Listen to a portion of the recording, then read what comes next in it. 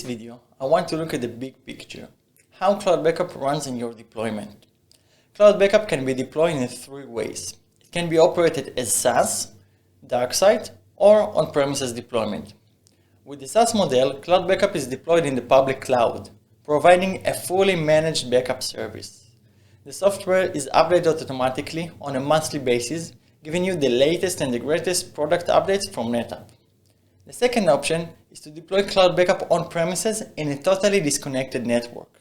This is what we call dark side deployment. You can download Cloud Backup as a self-managed software and install it locally. With this model, you need to manage the underlying infrastructure and update the software manually. But you have full control of networking and every other aspect of operating the system. The third option is to deploy Cloud Backup on-premises with limited connectivity to the internet.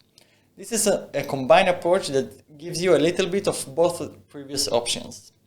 With the on-premises deployment, you maintain and have full control over the underlying infrastructure and connectivity. But you can also back up to the cloud and get updates over the internet. No matter how you want to run Cloud Backup, NetApp makes it possible. If you would like to hear more about that, please press on the link to schedule a call with your account manager and a product expert.